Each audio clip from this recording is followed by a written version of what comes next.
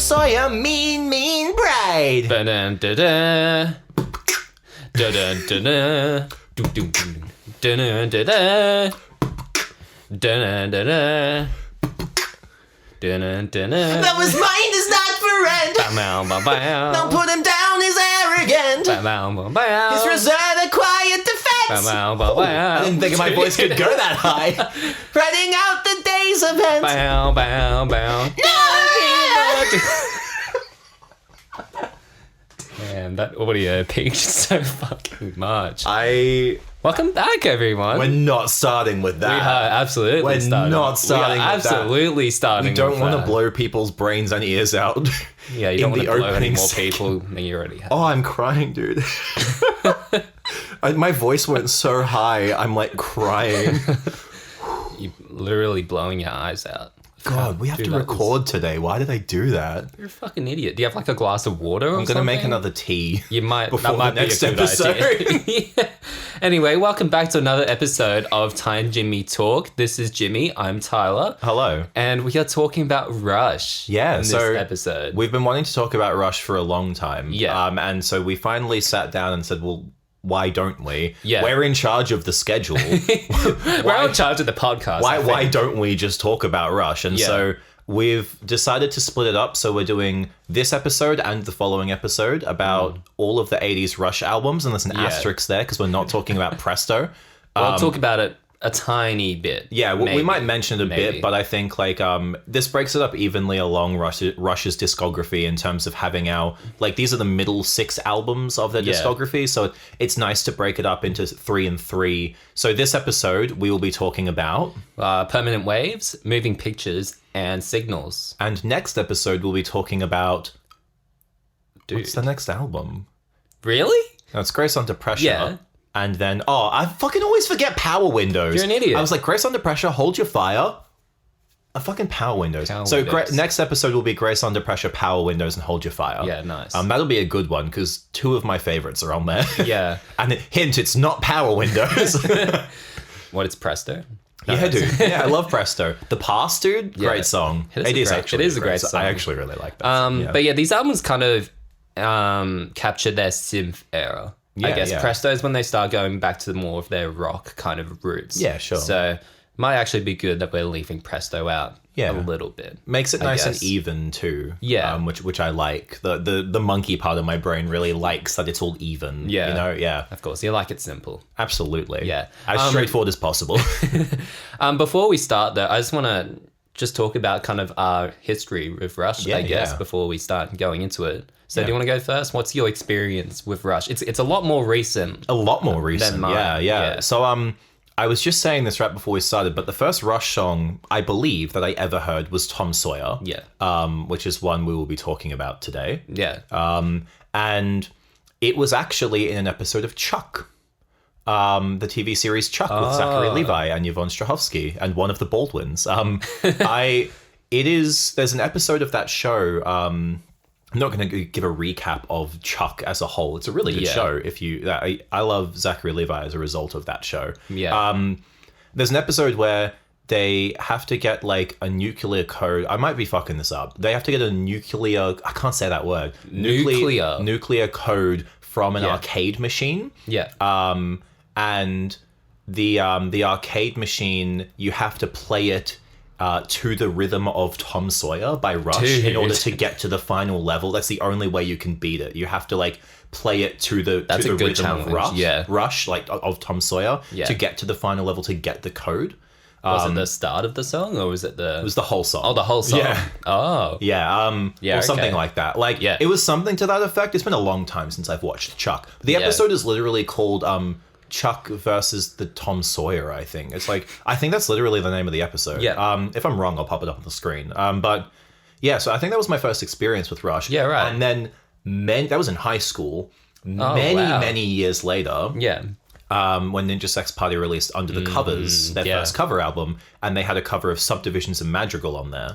And It's so good. Subdivisions, I was like, fuck, this song is incredible. Yeah. And so that made me go and like look at Rush a little more closely. So I listened to the original of Subdivisions, and I listened to the original of Madrigal, and I listened through a couple of their other tracks, but I didn't really get into them until then Under the Covers 2 when they did Limelight. And then I was like, oh, this is off the same album as Subdivisions. And then as Tom Sawyer. Yeah. Because I was like, I know Tom Sawyer already. I was like, I remember this from Chuck. And then Under the Covers 3 when they did... Oh, what did they do on Under the Covers 3? They did Closer to the Heart. Closer to the Heart. Closer to the Fart, sorry. Yeah, Closer to the Fart. So when they did that, and I was like, okay, like, I have explicitly loved all of the Rush covers of these albums. Like, I love all of the covers off those albums. They're all incredible. They're great. But the Rush ones specifically, I was like, shit, maybe I should listen to Rush. Yeah. You know, I was like... Might be a good idea. I like the covers. Dan really likes them, so that's why the covers are really good. Yeah. Like, you know, and so I was like, maybe I should actually listen to Rush. And so I did. Finally. Started listening through them literally this year. Like, properly this year. I'd listened to their stuff, like, again, when all the albums were coming out, but I finally sat down this year and I started chronologically with A Farewell to Kings. So I skipped... Oh, you didn't start from... No. Ah. I skipped Rush, Fly By Night, Caress of Steel, and 2112. 2112 is... It's weird that you skipped that one first. I agree now that I've listened to it. But I started with Farewell to Kings because that was the album, like, I was like, oh, Madrigal's on this. I know this is a good starting point. So I started with Farewell to Kings, and I've listened all the way through to Presto now. Have you listened to all of Presto? I finally did listen to all of Presto. So I've been moving chronologically, but like I spent like a couple of days with each album. So I I listened to Farewell to Kings like on my drive to and from school for like a couple of days. And then I moved on to Hemispheres. Then I moved on to... Dude, Circumstances is always stuck in my head. Yeah. Cluse Challenge. So good. Yeah. For the longest time, I was like, what are they saying there? It's French. Like, and then I realized it was French. And I was like, I'm not learning that. Like, I'll learn all the English lyrics, thanks. You racist. But I think, even like looking through the album list, like I think I skipped Permanent Waves. I didn't skip it, but I like didn't spend as much time with it. I rushed over it. Dude, put it there. Try again. Okay, fucking time's the charm. Yeah, buddy. Nice. I didn't skip over Permanent Waves, but I did rush through it because I saw that Moving Pictures was next, and I was like, "Oh, I need to get to this. I want to get to that album." Yeah. But then, and then we'll talk about this obviously. But Permanent Waves has really come up higher for me over time. But that's my long-winded introduction to Rush. How about yourself? Oh, I was just gonna say real quick. I remember you sending me voice memos. It would be at like 6 o'clock. No, even earlier, like 5:30 in the morning. Or 6 o'clock in the morning when I was early at work, and you sent me voice memos like, dude, I just listened to Farewell to Kings. I just listened to Hemispheres. They are banger albums. I'm like, what have I been telling you? Yeah. I know. I've tried so long for you to get into Rush. I'm like, this is my favorite band, dude. You've got to listen to it. Yeah. And you liked what you had heard. Oh, yeah, absolutely. It was insane. And now I'm glad you listened. I'm sad that you haven't listened to more. Well, some of that 90s stuff is really good. I haven't even reached the 90s stuff yet. Yeah. Next album on the list is Roll the Bones. Yeah, which I'm excited for. Because I have heard the title track, Roll the Bones. I really like it. Roll the Bones. I really like it. So I'm very... it's so good. Yeah. The rapping in that song, dude. Yeah, and then I finally went back, obviously, and listened to 2112 after the fact. Yeah. Which I thoroughly enjoyed. Yeah. Not as much as I wanted to, and like, why on earth did they make like 5 tracks into like one 20-minute medley as the opening track? But whatever, like... Hey man, they wanted to do what they wanted to do. I like the third track in that sequence, and I'm like, well, now I have to skip to like 9 minutes to listen to it. Yeah. Do you not like the first...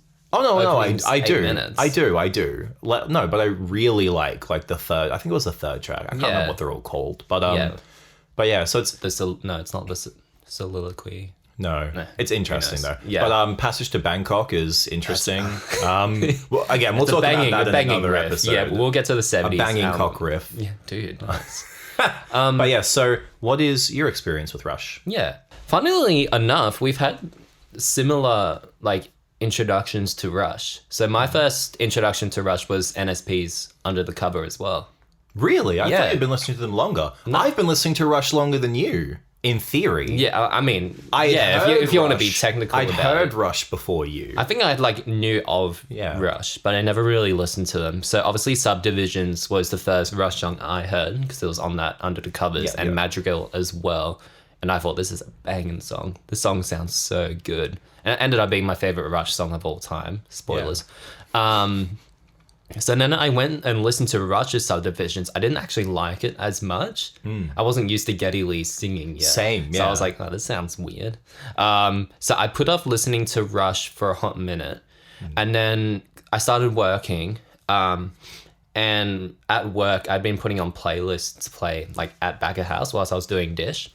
And I was very into metal back then, so I felt a little insecure about blasting metal out back. So I'm like, I need to put on a bit more of a chill playlist so I don't, scare people away. Yeah. So I was like, I started like curating like an 80s like classics playlist of songs. And then I was like, oh, Rush has some good songs from memory, from listening to Subdivisions. Yeah. So I was like, oh, I'll go and listen to a couple more. So I listened to Subdivisions again. I really liked it. I listened to Tom Sawyer and then Limelight. And then I went down the rabbit hole, buddy. Yeah, hell yeah. That's how I fell in. So I started listening. I listened all the way through Moving Pictures, Signals. Nice. I think 2112 afterwards. Yeah. And then Grace Under Pressure. And then I bought all the CDs and I bought like digital versions of those albums. And then I fell down the rabbit hole even more, buddy. I think I listened to Farewell to Kings, Hemispheres after that. Maybe the original Rush albums. And then and then Power Windows all the way through. Sure. And yeah, I've just been listening to them ever since. And they've become my favorite band. Yeah. Ever. If you couldn't tell from the shirt. The number of shirts you own. I'm like Dan Everdan. I've got like 5 or 6 Rush shirts. Yeah. So I have this shirt. I have a Signals shirt. I've got a Hold Your Fire shirt. I've got a Power Window shirt. I've got a 2112 shirt. Maybe one more. I think you've worn most of those on the channel. Yeah, I think I have. I've definitely worn them out. They don't have as much color as they used to when I first got them. No. They're comfy shirts. Yeah. But yeah, so that was back in... 2017. And I just listened them to death over the last few years. I have like playlists of my favorite Rush songs from each era. Yeah. I've bought some of their live shows, like What is it? R40. And I watched their Netflix show as well, their documentary. Sorry. Yeah. My partner gave me a R40, like the DVD set, box set, which had been sitting in JB Hi-Fi for many years. No, so she actually messaged me. Yeah, that's right. Yeah. So I was in on all that, man. Yeah. She was like, hey, like, I'm like thinking of getting this for James for his birthday. What do you think? And she sent me a photo of it, and I was like, if you're there in person right now, you should absolutely just get it. I was like, it's been there for a long time, but I guarantee that if you sit on this, someone will buy it. Someone will get it. Because that's how it works, man. Yeah. Like, and it's like, so if you're there and you're in person, it's like, buy it because he will enjoy the shit out of it. I still haven't watched it, unfortunately. Yep, slap it, dude. Yeah, dude. Well, I'm saving it we can watch it together, dude. Yeah, I want you to listen to all of Rush. And then we'll go watch R40, that before R40. I've watched a couple of the performances from R40. So good. Just like, because but specifically, I watched like, I wouldn't say bootleg, but it's not the official, like the footage that you'll have on the DVDs, for instance. Yeah. But it's just the top-down drum camera of Neil Peart playing. Oh, insane. Sorry. It's like ear. Peart. Yeah, Peart. I know. I heard it. I heard it with my Pearts. I say Pert sometimes because that's how I first heard his name said. Because I think the first time I ever heard his name said was on Panic at the Disco's Drunk History of Fall Out Boy video. And they mention Neil Peart, but they call him Neil Peart. Neil Peart, because Brandon Urie's smashed out of his mind. Yeah. I'm fairly sure they say Peart in that video. I could be wrong, but I'm fairly sure that's how they say it. I heard someone say it that way regardless. But now I know better. Now that I know that it's Peart. It's Peart. Yes. Yeah. God. But yeah, besides that, like over the years, I've collected so many Rush CDs. I think I've got all of them except their debut album, Vapor Trails, Snake and Arrows. That might be it. I got Presto. I got Presto recently. I think I've got all of them, and I started collecting records as well. So I've got Signals. Do you have moving pictures? Yes. Yeah, yeah. I've got Moving Pictures. I've got Hold Your Fire. I have A Farewell to Kings and All the World's a Stage. I got those last two at like a record market. That was a good time. Yeah. And yeah, I love that band so much. My favorite band of all time. Their music is excellent. They're so good, and that's why we're doing this podcast. Yeah, I've really come to love them as well. Good. So finally, we finally are able to sit down and do this because I've finally been listening to them. Like literally, they're all I listen to now. Like on my drives, Good. like they're like all I'm listening to. Good. I take a break like every other day, but not often. Yeah. Like because I'm like I don't want to wear this out, but like every time I hear it, I'm like some mornings. Like I think last week, every morning that I got in my car. Yeah. I put on Circumstances. I just put their whole discography on shuffle, but I like specifically start with Circumstances. Isn't it like every time you put shuffle, like the first song is Bastille Day? No, it's fucking Passage to Bangkok. Like every time I start like because I've got a playlist that it's not their entire discography. It's up to Presto because it's from their first one. So it's as I'm listening to them, I'm adding them to the playlist. Gotcha. So I'm not like listening to new tracks like out of their album order or whatever. Like, but like.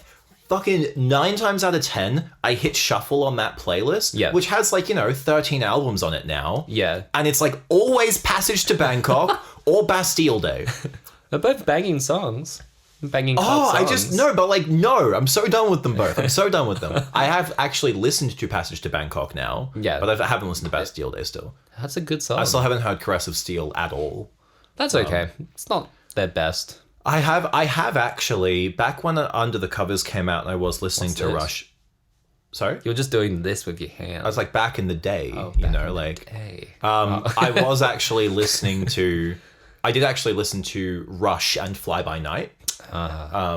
Yeah. So I have heard those albums. Yeah. And I'm never going to skip Rivendell when it comes on. That's a beautiful song. I'm never going to skip Fly By Night or Anthem. Like there are a couple of tracks off those albums that I'm never going to skip because I have heard them before, but I haven't given them the same treatment that I've given the rest of the discography. Yeah. Which I feel like I should. Yeah. Even though they're not as good subjectively. I don't often go back to those songs. If like Fly By Night, Anthem, In the End comes on, I'll listen to them. Yeah. That was weird that they did a Linkin Park cover. Yeah, it was so cool. Yeah. That's awesome. Or like Linkin Park covered In the End. Yeah. Yeah. Yeah, no, my bad. Yeah. It was the other way around. Yeah, come on, dude. No, Geddy Lee traveled back in time. I wouldn't be surprised, dude. Yeah. That man's a god. He is. He's one of my favorite people on this planet. He's not. I know. He's not. But he's a god, dude. So I'm like, you know what I mean? Up there. Yeah. Rest in peace, Neil Peart. Oh man, that was a sad day. That was a sad when day. Neil Peart died. We'll talk about that later. So that's depressing. Maybe we should jump into the first album. Yeah. All right. So. Permanent Waves, so that's 1980. I think from your notes you have notes. I do have notes, yeah. You have notes because I have notes. Yeah.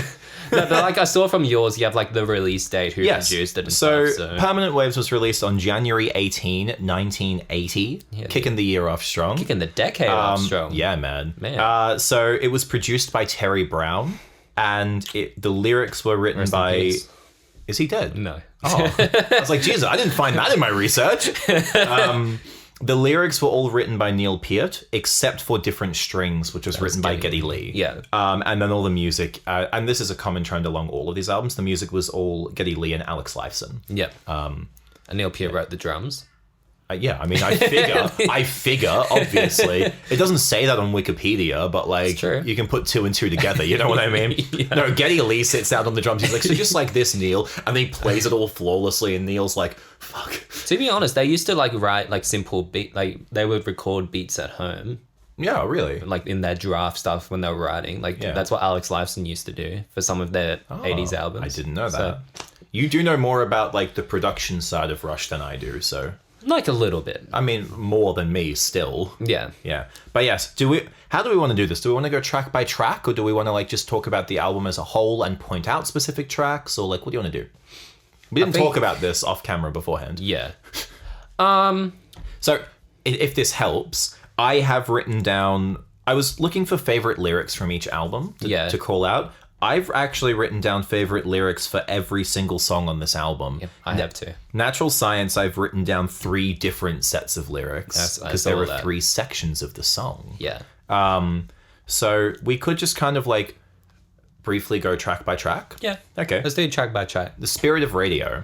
I was going to say first, before we get to the tracks, I have Yeah. a fun fact, I guess, for every Oh, yeah, that's album. right. So how about the structures? You talk about the production notes or those things, like the date of release and that. I'll Yep. give you a fun fact, and then we'll go track by track. Perfect. All right, What's your fun fact for Permanent Waves? So Spirit of Radio was their first album where they experimented with reggae. So you'll hear that in Spirit of Radio near the end. And they did that because what was it? When they played Working Man on their tours, they would play the introduction in kind of a reggae style. And they kind of liked it. So they kind of introduced that into the music a bit more. And at the time there were lots of new wave artists coming out, like the Police, who did a lot of reggae at that time. And I think I remember them saying like the Police influenced a lot of their work back in the day. So that's why you hear reggae on this. That's why you hear reggae on Digital Man. I don't know if there's much in Moving Pictures. Yeah. But yeah. Whoa, okay. I did not know that. That's a fun fact for you. That is a fun fact, James. Hey, thanks, man. I think one thing they said as well, like this album was basically a lot more lighthearted because Hemispheres was so Quite heavy for them. You know, recording it and having to play it live all the time. They're just like, we're done with that kind of stuff. All 4 tracks of it. Yeah. Hey man, it's still like 40 minutes worth of stuff. I know. But yeah, that's why they started like stripping down their music a bit more and they made it a bit shorter and a bit simpler. Yeah. Because of Hemispheres and how That's taxing fair that was, enough. which is very fair. Even though they wrote like Jacob's Ladder and Natural Science, which are still like 10 minutes long. Yeah. Oh, they're great, though. Yeah. Anyway, Spirit of Radio. Yeah. Man, what a banging track. Opener. It's so I feel like we're just going to be good. repeating ourselves for every single song on every single little album. bit, yeah. Like, what a song! Dude, so good. Free Will. What a song. I actually love Free Will. Oh, it's so good. So, Spirit of Radio, it's an excellent opening track. Yeah. My favorite lyric from that song. What? I'm not going to sing any Please of them. One likes to believe in the freedom of music, but glittering prizes and endless compromises shatter the illusion of integrity. Yeah, dude. Ooh. Spitting hot fire, Hits, dude. brother. Like, hits so hard. Yeah. What did you write down for yours? We got all this machinery making modern music can still be open-hearted, not so cold-charted. I think it's coldly charted. It's really just a question of your honesty. Yeah, your honesty. Yeah, that was actually. Believe. Okay, I'm not. That was actually. Was that Limp Bizkit, dude? One likes to believe. Dude, okay, new idea. Instead of talking about lyrics, we sing them all like Fred Durst from Limp Bizkit. Yeah. You can choose a ready guide. Some celestial voice. If you choose not to decide, you still have made a choice. That was actually the lyric I wrote down as well. Yeah, I think we got the same stuff with Free Will. I mean, yeah, because that song's banging. Yeah. Spirit of Radio, though, gorgeous track. It's so gorgeous good. opener. I used to skip it. You used to skip it. Yeah. What's wrong with you? I don't know. I used to like skip Spirit of Radio and Free Will to get to Jacob's Ladder because I really loved that track. But like now Really? I will like listen to those 2 songs on repeat before I get to Jacob's Ladder. Damn. Like yeah, it's You're an oddball. This was a weird album for me when I first listened to it because like I said, I did kind of rush over it. Yeah. Do you listen to it after Hemispheres and Farewell to Kings or beforehand? No, after. So I started with Farewell, then Hemispheres, then this. Yeah. But I like listened to Farewell and Hemispheres a fair bit. Then I listened to this once. Then I went on to Moving Pictures, and then and then from there I was listening to them a lot. Yeah. But then I think after I did Signals, maybe I went back and listened to Moving Pictures again. I went back and listened to Permanent Waves again because I was like, well, I did like some of the songs on this, so I was like, maybe I'll just give it another try. Maybe I just wasn't in the mood that day. And I definitely wasn't in the mood that day because this album fucking slaps, dude. Like, It's so good. I cannot believe I rushed over it. Like, You keep making this pun, and I'm just not going to give you the satisfaction. well, you just did.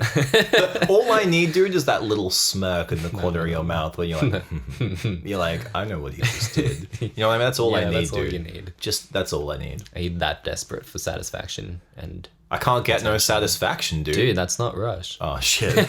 Oh shit. Yeah, Spirit of Radio. Oh, the guitar riff, the opening like guitar riff is banging. That one or the bit after. Oh yeah.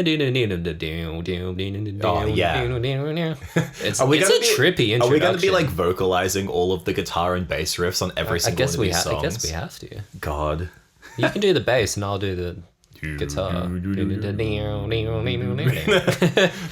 But yeah, it's a great track. The guitar riffs are amazing. The lyrics, they're very good. They're very good. It's a good commentary, I guess, on the radio and like music being released at the time and stuff like that. Absolutely. And being having integrity with your music and being honest. It's something. It's really just a question of your honesty. Of your honesty. Yeah. He says it twice. Yeah. I know. I really do. Yeah, dude. I've heard the song. So yeah, I think as a musician yourself, we can both sort of relate to it. Well, I guess as a creator as well, it's very, I don't know, relatable. Absolutely. In that sense. But yeah, it's one of their best opening tracks 1000%. in their entire discography. I mean, it's up there you say that, but Tom Sawyer is an opening track. Yeah, true. Oh, well, that's why I said one of their Distant best. Early Warning. Dude, that one goes hard. We'll get to that 10. soon. Yeah. I love Force 10. I have a fun fact about Force 10. Yeah. Well, we'll say that in the second episode. That's dude. 6 albums away. We've gotten through one song. Ooh. We should speed this up a little bit. Speed this boy up. Yeah. Okay. So second track, Free Will, I think is probably my favorite track off this album. Yeah. Okay. I don't know though, because every time I think about it, I'm like, oh, but Entre Nous exists. Yeah. And Natural Science is great. I mean, there's only 6 tracks to choose from. Yeah, it's a bit of a shorter. But like Free Will though, and we just kind of did this in the Fred Durst voice, but I'm not going to do that this time. You can choose a ready guide in some celestial voice. If you choose not to decide, you still have made a choice. Yeah, dude. You can choose from Phantom Fears and Kindness That Can Kill. I will choose a path that's clear. I will choose Free Will. Man. So good. I like the amount of times a day I have that stuck in my head. Yeah. Like, you have no idea, man. Yeah. I think like I had like a notebook and like the opening page was just those lyrics for some silly reason. But I will choose free. Yeah. It's so good. And that's obviously the one you had written down too. Yeah. Yeah. Honestly, I think that might be my favorite track, if not for the fact that I've been listening to Entre Nous so much in recent times. It's an underrated Rush Very song. underrated song. Yeah. Especially lyrically. Yeah. Like, the lyrics that I wrote down for Entre Nous actually might be my favorite lyrics off the album. Yeah, okay. Yeah. Do you want to hear them? Go for it. Yeah. You know what they are. Yeah. Just between us, I think it's time for us to recognize the differences we sometimes fear to show. Just between us, I think it's time for us to realize the spaces in between leave room for you and I to grow. Yeah. Every time you say the lyrics, I have the melody in my head. Us. Yeah. And because it's all on like weird timing as well, like for those lyrics. But they're so beautiful. Yeah, they are. I think the spaces between leave room for you and I to grow. Like, it's so good. Yeah. Mine is we are planets to each other, drifting in our orbits to a brief eclipse. And I was like, man, that's cool. Those are the other ones that I wanted to write down for that. But I was like, I'm not going to write more than one lyric. And then we get to Natural Science, and I wrote down like 3 different sets of lyrics. Yeah, dude. But it's Natural Science is definitely my favorite song. Yeah, what did you write down lyrically for Natural Science? I got wave after wave will flow with the tide and bury the world as it does. Tide after tide will flow and recede, leaving life to go on as it was. Bow, bow, bow, bow. Yeah. So I wrote that one down as well. And I also wrote down the most endangered species, the honest man, will still survive annihilation, forming a world, a state of integrity, sensitive, open, and strong. Yeah. This is like, this is poetry, man. Yeah. Like, Neil Peart is a fucking poet. This is poetry. Like, you could read this out as a poet and then be like, hey, this is from a rock album from the 80s. And people would be like, what the fuck? What are you talking about? Def Leppard?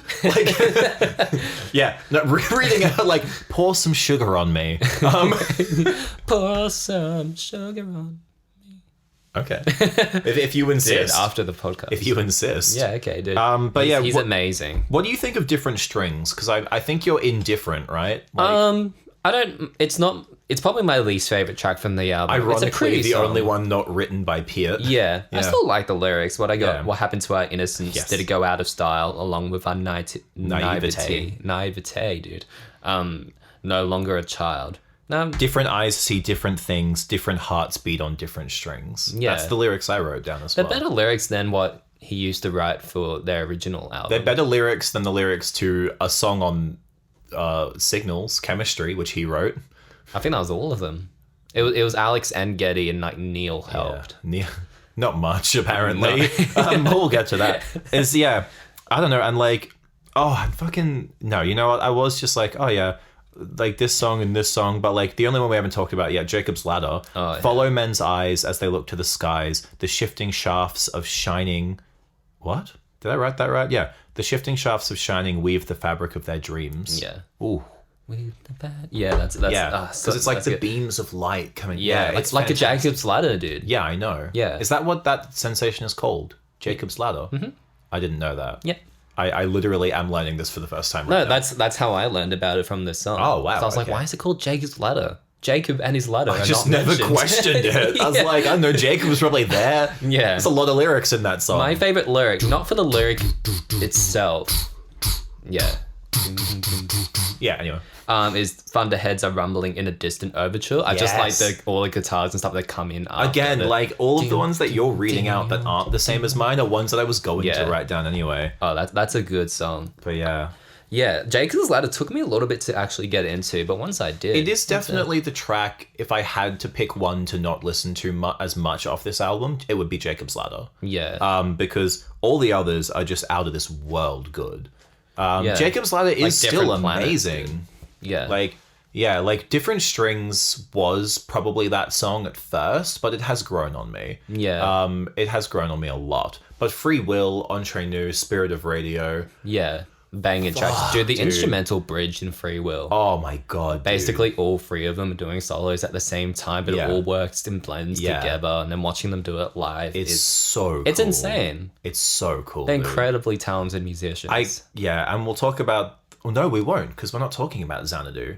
No. I was gonna say we'll talk about that when we get to Xanadu, but like the fact that they recorded Xanadu in one take, they just walked in and they went, here's the song, and they did it, then they left, and the engineer was probably like, what the fuck just happened? Like, do you think they're trying to save money on recording times? Like, we'll get this done real quick. They really practiced. Yeah. But like it's astounding, like the amount of practice that it would take to get that right. And then they just walk in, and the track that you hear is like the first time they played it on recording. It's insane. I can't believe it. Imagine. And I think that goes across all of these albums, like lyrically, musically, performance-wise. Like, these are like three of the most talented fucking musicians ever. Like, they are just incredible. And they're not doing like wild guitar solos or like insane bass riffs or insane drum fills, but it's except just like YYZ, but we'll get to that. But even then, it's just like it's not, anything like really insane like you would hear in like heavy metal or something, but it's just the way it all comes together, how it's all written and arranged and how the lyrics are written. It's just and I think their workmanship towards everything is probably the most admirable trait. But yeah, fuck. But yeah, Permanent Waves. One of my favorite albums. Fantastic of all time. album. It's so good. And again, it was one that I did like not take as much time with at first, but it has really... So as a result, if I had to rank these 6 albums, that was probably my lowest one for quite a while. Yeah. But now I'd put it top 3 out of these. You'd be crucified if that was your official...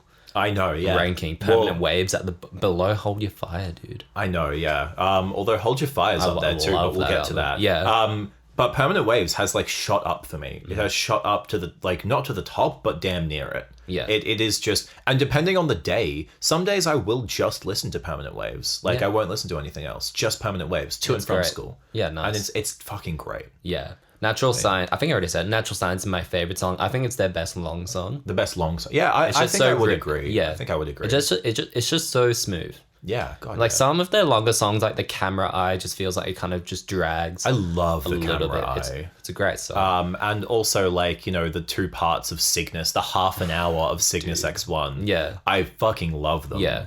I love them too. Man, there's a lot of silence in those tracks. Yeah.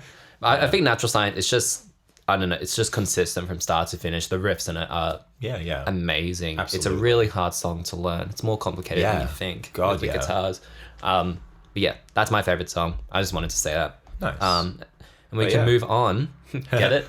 Moving on to Moving Pictures, dude. Hey! Nice. February 12th, 1981. A year later. Also produced by Terry Brown. Yeah. All of the lyrics are written by Neil Peart, except Tom Sawyer, which is Peart and Pai Dubois. Yeah. Yep. I don't know. Oh, we didn't even go over how you pronounce Entre Nous. Oh, yeah. Entre Nos. No. And the music was written again by Leon Lifeson, except YYZ, who was Leon Peart. Yeah. Well, just them two. Yeah. Lifeson allegedly, I mean, probably did, but allegedly didn't contribute to YYZ. Oh. Yeah. Okay. I didn't know that. This is what Wikipedia says. So, like, I mean, but then the Wikipedia information is taken from the liner notes of the album. Gotcha. I mean, yeah, I mean, we could fact check that, but that's what if Wikipedia says so, dude. I'm not. No. It's the be all end all. But like, can we just talk on that note for a second? How underrated of a contribution that like Alex Lifeson has made to the group. Like when people think about Rush, they either think about Geddy Lee or Neil Peart. Generally, no one really thinks about Alex Lifeson, even just like in the general music sphere. Yeah, like, but God, criminally underrated guitarist because he is just unbelievable. He's insane, and like so much of his like playing, and especially on Moving Pictures, like so much of his playing is so instrumental to the sound of the album. But like it falls into the background, but not in a way that it's like forgotten about, in a way that it's produced and played as a supporting piece that it fills out the sound. Yeah. In such a beautiful, and then his solos. His solos are amazing. God. They're so good. Yeah. But like big shout out to Alex Lifeson. Yeah, like, dude. God damn. Amazing guitarist. I was gonna say the same. Like he plays more of a supportive role, but I think it's more important. It's for so the whole important. song, rather than just being like trying to being like a lead guitar soloist or creating all these epic riffs. But he is also able to do that. He can do that. Go listen to La Villa Strangiato. Oh, God. YYZ. That if you want to see how good he Limelight. is, Limelight. That's good too. That opening riff is great. Yeah, like, I love that opening riff. Yeah, he's an amazing. He's my favorite guitarist. La Villa Strangiato. Yeah, dude. Italian. Yeah. And I kind of base my writing off him. It's more so I'm more of a rhythm guitarist. I'll write in a more supportive way because I think that benefits the song a lot more. Yeah. Underrated guitarist, one of the best in the world. So my fun fact, the album artwork is a triple entendre. So the movers are physically moving pictures. People are crying because the pictures passing by are emotionally moving. And the book cover depicts a film crew making a moving picture of the whole scene. Oh my God. It is one of the best, probably the best album artwork out of their entire discography. It's so cool. It's so good because of that fact alone. Yeah. It's so good. Hell yeah. Yeah. That's my fun fact. I've looked at that album art so much. I've never realized that though. Yeah. I didn't realize until I found that fact. Yeah. Yeah. Whoa. That wrinkles my brain, dude. Yeah. God, okay. So just like going through though real quick. Tom Sawyer, Red Barchetta, YYZ. It's Red Barchetta. I have a fun fact about that. YYZ, YYZ, Limelight, The Camera Eye, and Witch Hunt. And Vital Signs. God. Dude, don't forget Vital Signs. It's like it didn't format correctly on my notes, so it's like in with Witch Hunt. Yeah. But yeah, I mean, we've said what we can say about Tom Sawyer, right? Like, I think everyone in the world has said what they can say about Tom Sawyer. There's not much more to say. It's iconic. What you say about his company is what you say about society. Catch the mist, catch the myth, catch the mystery, catch the drift. Hell yeah. Mine is, he knows changes aren't permanent, but change is. Yes. Yes. God, yes. So, I mean, we'll probably loop back around to all of these, but because you called me out on Red Barchetta, in the song, Geddy Lee does say Red Barchetta. Yeah. Or Red Barchetta, or whatever the fuck you want to call it. He does actually say that in the song. He sings it that way. Yeah. But when I Googled it, people apparently had beef with that. Because in Italian, like, the way that you would pronounce that word is barchetta. Yeah. Which actually translates to small boat, which I thought was really fun. So that was my fun fact. Yeah, barchetta translates to small boat. And apparently you can say it both ways. I'm not Italian, I don't fucking know. Yeah. But you can say it both ways, apparently. But the preferred way or the better way to say it is barchetta, even though you can say it as barchetta as well. Yeah. But CH in Italian is like a K sound. Yeah. I'm talking like I'm an expert. I'm not. I Googled this for 5 minutes. Well, my because I was sister's name curious. is Chiara, which is Italian, so CH. CH, yeah, that tracks. Yeah, thanks, dude. That one's a hard track to talk about because I really like it, but until I think I liked it less after I read the lyrics for it. Because I was like, I really like it as an instrumental. Like the instrumental of it, I really like the melody and the way he performs it and the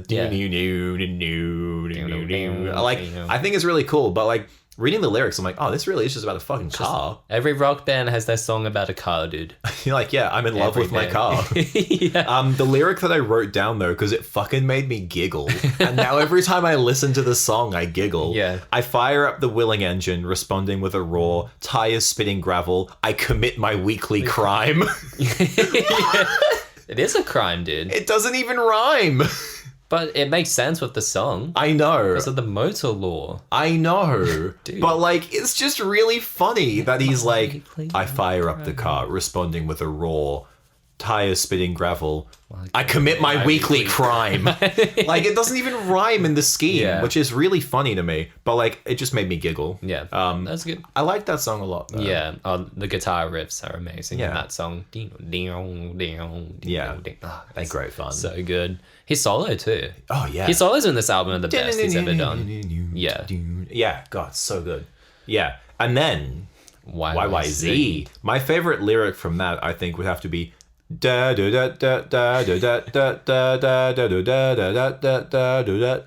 da da da da. Yeah. Anyway, you get the idea. Can I tell you my favorite lyric? Yeah, go for it. Okay.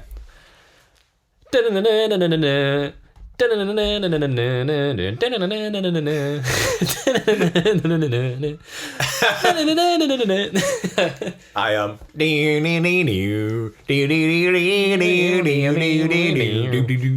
like fun fact, there's actually a video of me, and again, much like as I always say, if I can find it, I'll put it up on the screen. It's on my Snapchat, I think. But there's a video of me, God, probably like 2018, listening to YYZ. Yeah. This was probably Is it you singing? right after I'd listened to Tom Sawyer because of Under the Covers. And this is right as I got my bass. And I was listening to YYZ and I was like, oh, this would be so cool to learn on the bass. And it hit the and I was like, oh, never mind. And there's a video of me like listening to the track being like, I could learn this. And then it cuts to that bit and I'm just going, like, please. And if I can find it, I know where it is in my files, so I'll pop it up on screen. It's very funny. I want to see that. That's hilarious. But yeah, Moving Pictures is banger after banger after. The first side of their record is top tier. Oh yeah, like literally the first half is Tom Sawyer, Red Barchetta, YYZ, and the Limelight. God, such a beautiful I song. love Limelight. Yeah, and again, because of NSP, I know that song. Yeah, and it's a good cover. Yeah, it's a very good cover. Yeah, and they got didn't they use from Steel Panther? Steel Panther. Yeah. Is it something Star? It's not Slash. From Guns N' Roses, dude. Yeah. But yeah, that's a beautiful song, and like you know, I'm fairly sure you'll probably have the same one written down. I don't know actually. I don't think so, but good. Cast in this unlikely role, ill-equipped to act, with insufficient tact, one must put up barriers to keep oneself intact. Yep, that's what I had. Yeah, because that's the best lyric in the song. It is. I mean, it's the best lyric in a song of best lyrics, you know? Like, the worst lyrics in that song are better than most bands' best lyrics. Like, yeah, literally, dude. It's so good. It's so good, yeah. That must have been how they felt, because you're not ready for fame or being super popular. No. And that's going to be us with this channel soon. We're not going to, we're going to be ill-equipped with insufficient we tact. cross 100 subs and we're like, whoa! 1/10 of the way, dude. Nice. To monetization. To monetization. But yeah. I couldn't imagine being like a rock star, but if I was just sure, but like imagine just being thrown into that, like it'd be I know, like, you just couldn't. It'd be really weird to handle. Yeah. So Neil Peart like expressing that is yeah on their 7th album, on their 8th album. Well, thing is, like Moving Pictures is when they really got popular. I mean, they were like popular-ish, I guess, but like this was the album, and again, as mainstream as they got, with such tracks as Tom Sawyer and YYZ and Limelight and The Camera Eye and What's your favorite track from the album? I can't pick one. I knew you were going to ask me that, and I tried to pick one, but I can't. If you had a gun to my head, probably. I got a gun to your head, dude. And I know this is probably controversial, but probably the camera eye. I knew you were going to say that. I don't know. Like, I mean, like, look, if you're excluding Tom Sawyer from the mix, Yeah. like, probably the camera eye. Yeah. There's a voice message that I sent you ages ago. Yeah. Me being like, dude, I've got this riff stuck in my head. I don't know what it is. Remember, yeah. And I'm like, it goes, and I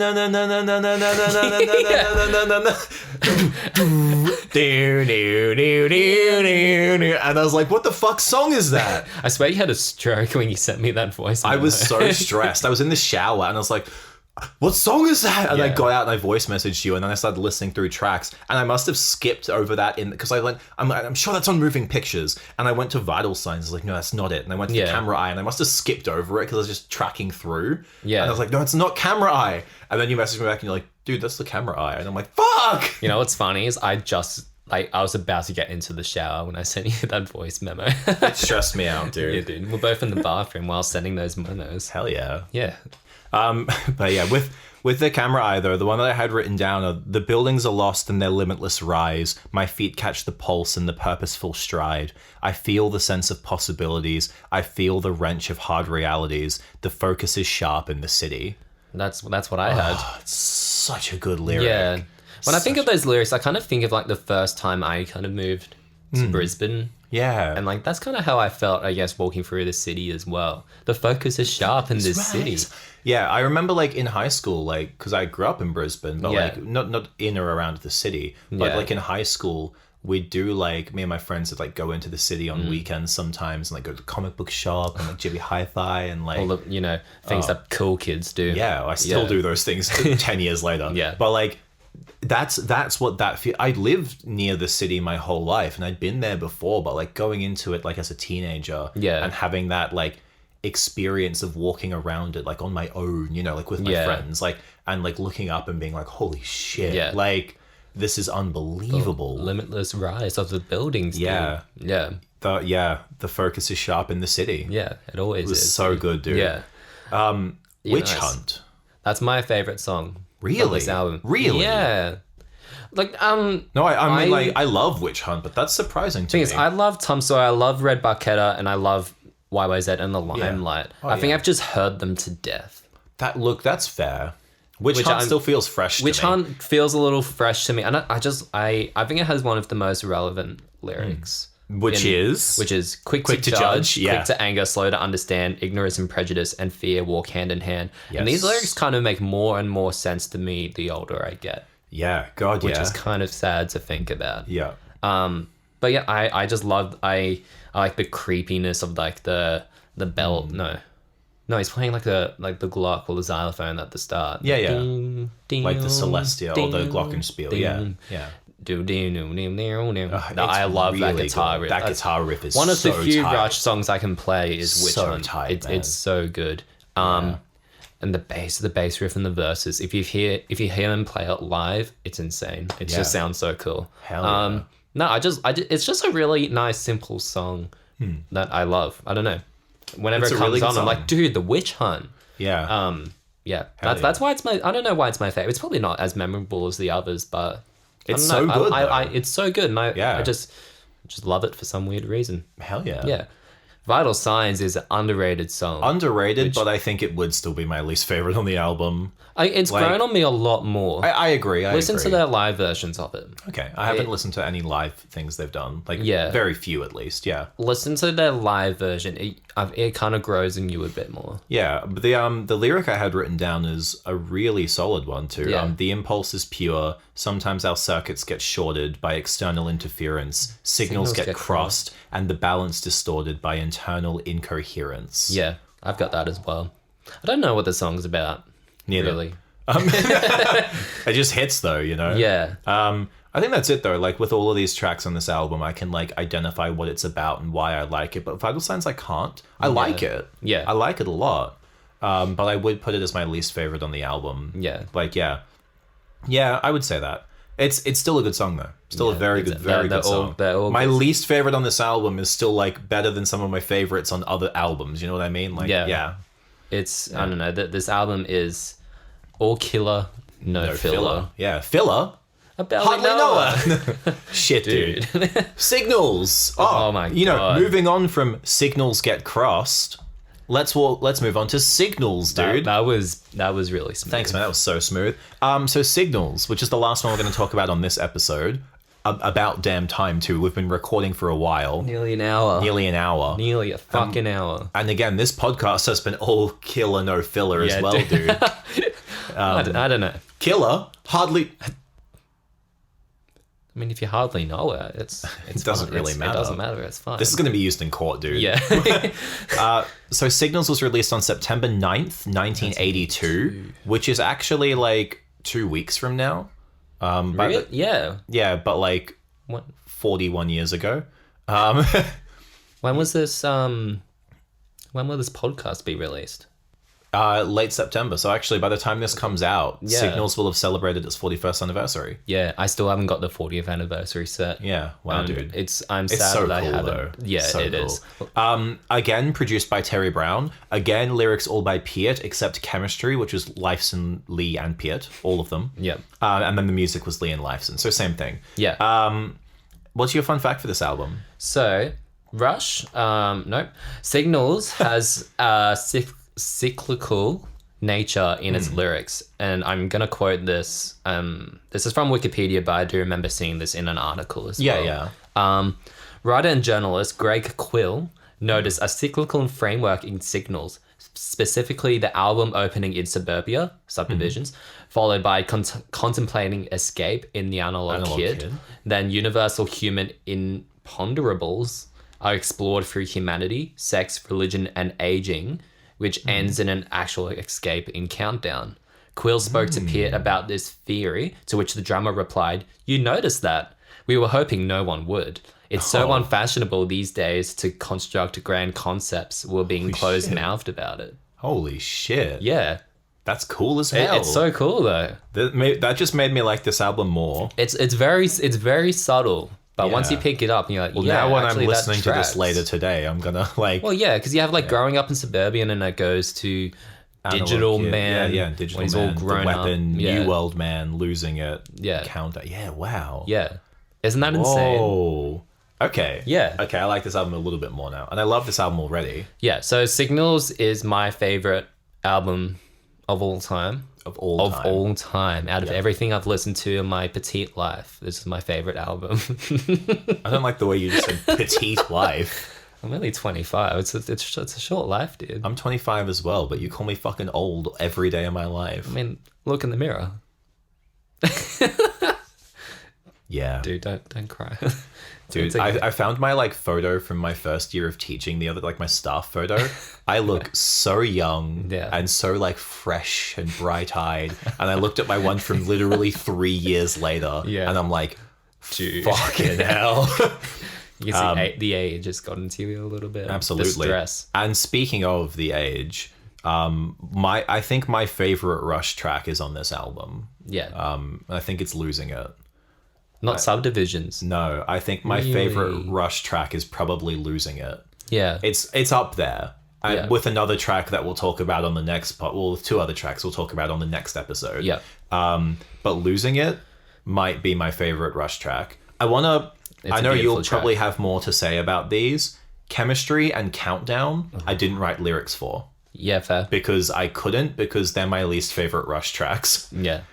In the album or in general? Probably in general. Really? In general. I don't know. Least favorite, really? And again, I still really like them. So when I say least favorite, I mean like they're still better than most other bands' best tracks. Yeah. They're still amazing. Yeah. But Chemistry, and I get Chemistry stuck in my head often. Yeah. You know, it's a really good track. Yeah. Countdown is, I think, definitely my least favorite.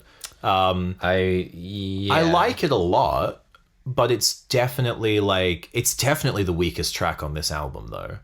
Like definitely, which is because like Losing It, I always forget about Countdown. Yeah. Because Losing It is such a good closer. It really is. I like the way the Countdown closes the album. I do too, but like if it ended with Losing It, I wouldn't be mad. I think it'd just be a kind of a depressing end to the album. I love that, dude. Just knowing, like, and listening to Signals for so long, I can't picture that album without Countdown. Yeah, fair enough. Going through, though, I fucking love the Analog Kid. It's fucking love the Analog top 2 Rush tracks of all time. First is Subdivision, second is the Analog Kid. So the first and second tracks of Signals. It is, I think, the best start to an album, Rush album, like, ever. Literally, you pop it in and you hear dun dun dun dun dun dun. I'm like, oh yeah, dude, you're in that for a treat. synth sounds so good. It sounds so aged in 80s. It is. So again, you probably have this one written down too. Growing up, it all seems so one-sided. Opinions all provided. The future pre-decided. Detached and subdivided in the mass production zone. That's not my favorite lyric. What did you write Mine down? is, in the high school halls, Yes. in the shopping malls, conform or be cast out, in the basement bars, in the backs of cars, dude. Be cool or be cast out. I think this is like the ultimate nerd anthem. Yeah. I guess. I could have written down any lyrics from this song and been happy with it. I wanna tell a quick story. Yeah. Doesn't paint me in the best light, but whatever. Oh, I can't bucket wait, dude. So my partner, in our first year of being together, for my birthday, she got me a necklace of a pick that had Rush on it, and on the back of it had lyrics to Subdivisions. I had these lyrics. Yeah. I lost this necklace. Does she know this? Yeah. Okay, yeah, cool, she cool, knows cool. this. I was like, is she listening to this and finding out? Like, she knows it. I lost this I went to Sydney once, and I lost it in a hotel there. That's the story. But I feel just really bad about it, because this was for you to be like, and then I lied to her. And I lied. Like, yeah. Oh. No, I felt so bad. I told her immediately, and she was very understanding. But over the years, she's been like, "Oh man, I can't believe you still lost that fucking necklace." I'm like, "Me too." It was really thoughtful. We'd only been together for like a month as well at that point. Okay. So it was a very, very thoughtful gift. So thank you, and I'm sorry I lost it. Is this like your confession video? Like, Jesus, dude. Yeah. But she's gotten a lot of like Rush things for me. But yeah, that you hungry, dude? We'll get a snack after this. Clearly. Yeah. I don't know if the mics would have picked that up, but holy shit, I hope it did. The rumble that just came out. I'll boost it. Boost the rumble, dude. Yeah, boost the rumble. Those are cool lyrics, dude. But yeah, Subdivisions is incredible. I like the nerd anthem. If you'll go to any Rush fan, I think their favorite track will more likely than not be Subdivisions. Yeah, because it's just the perfect song about, conform and be cast out, dude. Yeah, it's just Subdivisions. Yeah, you didn't do the Subdivisions in the high school halls. Why do I keep going? Put the inflection on it like that? I don't know. It doesn't sound like that. He doesn't even sing like that. Why do I keep doing that to his voice? Why do you keep doing that? I don't know. That's just how I like to sing, dude. In the high school halls, in the shopping malls. Keep going. It's like Britney Spears covering Rush. I'd pay for that. God, on this podcast we've done Fred Durst, we've done Britney Spears. Who's next? Fucking hell. Jesus Christ. In the high school halls. Ow! So the Analog Kid. We need to put a stop to this, dude. No, I love the upbeatness and the fast-pacedness of this song. Of Subdivisions. The Analog Kid. Yeah. I love it. It's just so good. It's just such a great, just fast-paced, quick rock song. And I love it to death. Yeah, I love the synths that come in the chorus. You move me. It's so good. And the solo. Did you write down lyrics for this one? I did. What'd you write down? Too many hands on my time. Too many feelings. Too many things on my mind. When I leave, I don't know what I'm hoping to find. When I leave, I don't know what I'm leaving behind. No, that's not. Oh, yeah, it is. When I leave. Yeah. The ones I wrote down were: the boy lies in the grass with one blade stuck between his teeth. Yeah. A vague sensation quickens in his young heart, in his young and restless heart, and a bright and nameless vision has him longing to depart. Yeah. Ooh, So, I can see it. I can see it. You can feel it. Move me and move me. Throw down your baseball cap, dude. Oh, it's such a good song, man. Yeah. Do you feel like you can't relate to it in the sense, like, I don't know. I sort of relate to it, like, when I moved out of home, I guess, well. In a sense, like, you don't know what you're leaving behind. You know what you mean? I do get. I can relate to it, but not in such an explicit way. I don't know if I could explain why I relate to it or how I feel I relate to it, but I do. Yeah. Even though I've lived like in and around the city my whole life, and like I don't know, like, but it was a big step, like moving out of home. Yeah, and exactly. It was still like and like being on my own for the first time while I was studying and deciding what I wanted to do with my life, and so like. And every decision I made, I felt that, like, like, I don't know what I'm leaving behind. And don't know what I'm hoping. When I leave, I don't know what I'm hoping to find. When I leave, I don't know, Yeah, very absolutely. good lyrics. Very good Neil lyrics. Peart knows how to write very relatable lyrics. Touches my soul, dude. Yeah, dude. Yeah. He doesn't just touch my soul. He touches my brain, dude. Yeah, man. There's that thing. Yeah, man. The thinking man's band, dude. Chemistry. I literally wrote the words legitimately no good lyrics, sorry. My favorite lyric, not because of the lyric itself, it's music in the abstract, because that's the name of my playlist.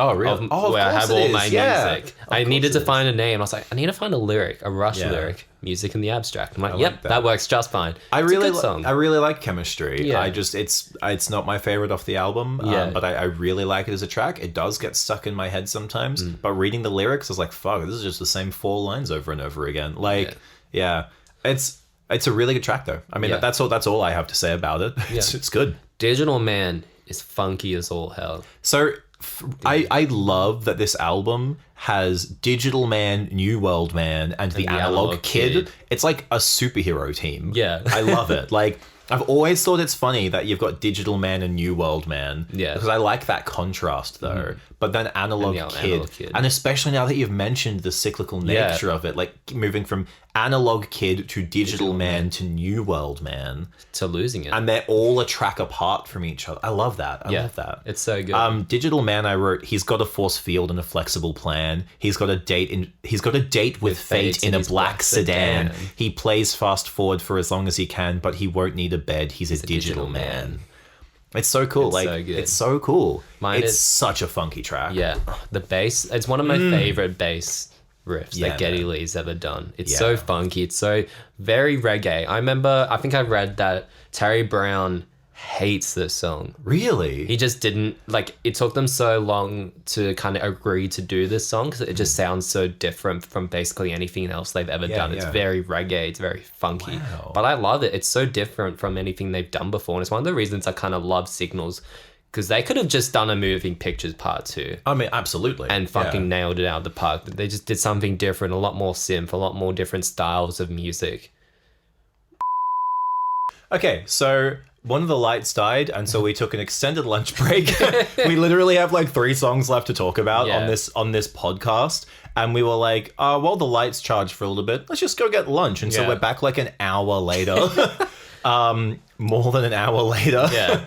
Tyler stuffed his face, dude. He really took his time. I really did. It was good food. Yeah, good, man. Yeah. But anyway, so we were just finishing up Digital Man. Yes. Any final thoughts on Digital Man? No. Okay. The Weapon. I like this song. And that's really all I have to say about it. Like, it's fine. I think The Weapon's probably my least favorite. Yeah. It doesn't do as much for me as the rest of the songs. It's not... There's nothing to fear but fear itself. I remember Neil Peart said something like the beat in the song's like a dance beat. It is, I was like, I mean, I guess so, but I'm not dancing to this song. He's not afraid of your judgment. Hey.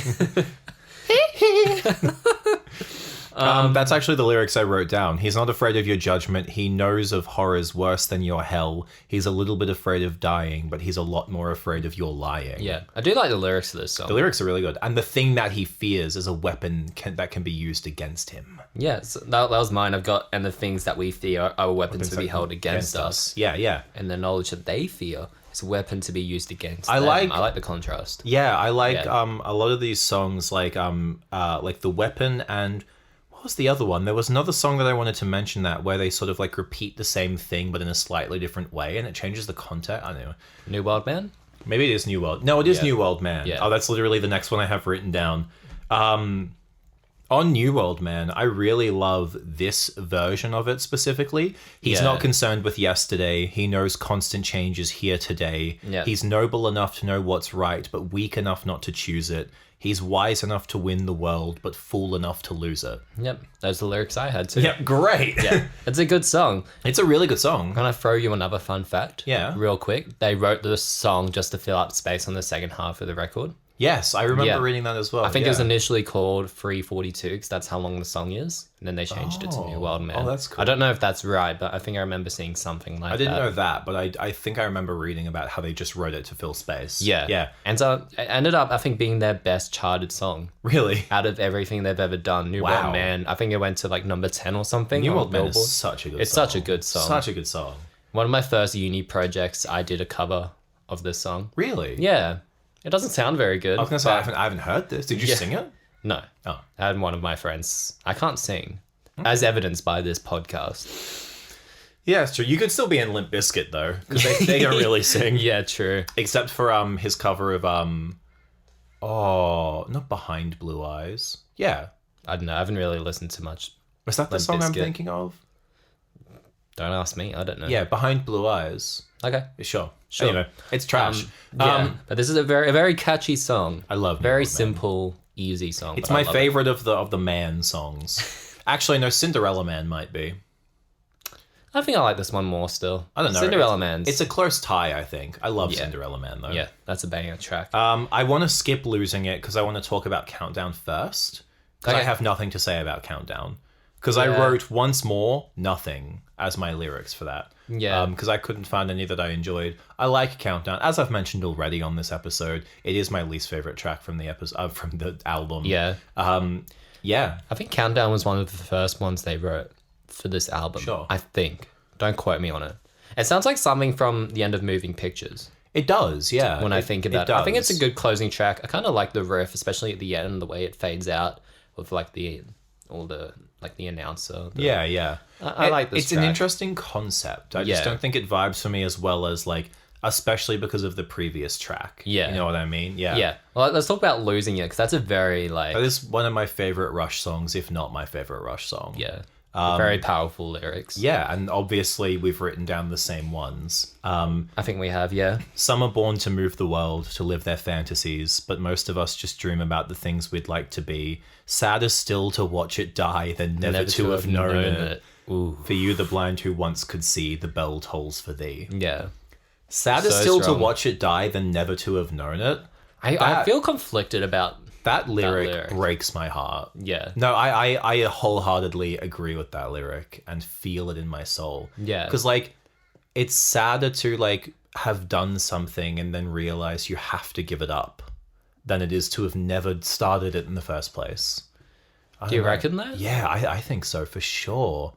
Because for me, I kind of interpret it as it's better to like go and do something that you wanted to do rather than you got old and realized you never did it and then regret that you didn't do it. No, see, the way that I read it is similar, but in the difference of it's better to it's like, and this is like reading into it more, it's better to like give it up on your own terms. Yeah. But then that makes it harder. Yeah. Because you're giving it up on your own terms. Because I remember reading when Neil Peart retired, like, and not at the time, but reading about it for this, he actually used that lyric and he referenced losing it as like a, you know, I don't want to become like the person in that song. Yeah. Where my dream has to die. He's like, I want to just stop while I'm here. Yeah. Where I'm happy with it. Like, Yeah. And he referenced those lyrics specifically. Yeah. Which is what I feel with it as well. Like, Yeah.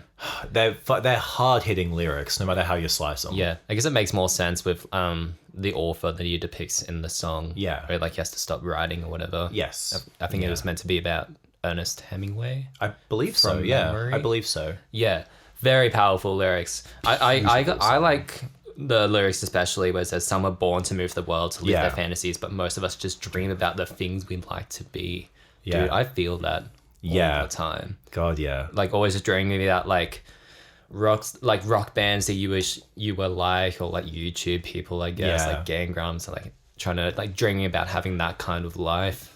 Yeah. I don't know, man. Yeah, man. It's home. It's that song is just, it fucks me up on a level unlike any other song. Yeah. It's so beautiful. And this, like, the violin The solo. electric violin, dude. Oh my god. It's like screaming, and it's very so like intense. it's very unsettling. It's so to unsettling. listen to. Yeah. And like I didn't even think about it until right now just why it's that they chose to do that. It was like very unsettling, especially with the lyrics. Well, I remember reading they wanted to work with that violinist Yeah. on Moving Pictures, but they couldn't find a track that like worked for him, or like that they felt he would like fit in with. So they called him up again for this one.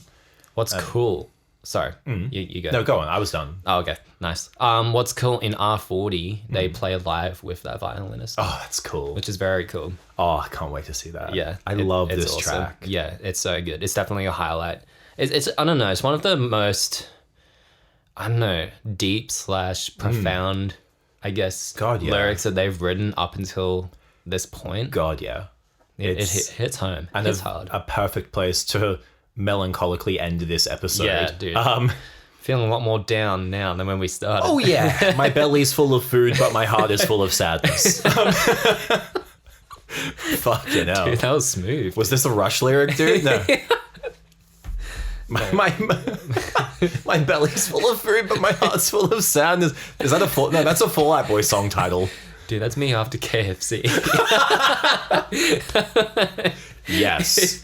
I feel that. After a box of Wicked Wings, you're like, oh no. After a Zinger box. No, my heart is full of food, but my toilet's full of diarrhea. Like, that's And on that note, wow, this came back real chaotic. Yeah. So obviously heading straight... Dude, I'm trying to wrap up. Could you stop laughing and having fun for a second? Jesus Christ. Okay, sorry, we'll be serious.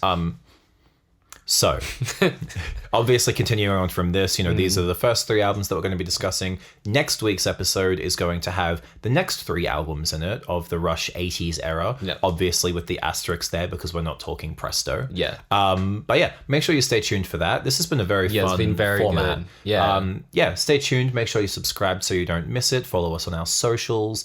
Do all the things. You know those things by now. You know the drill. You know the drill. Like... pretzels, go and get them.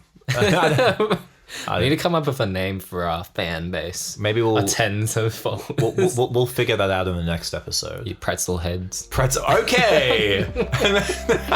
Thank you, everyone. Thank you. Catch you next time. See you later.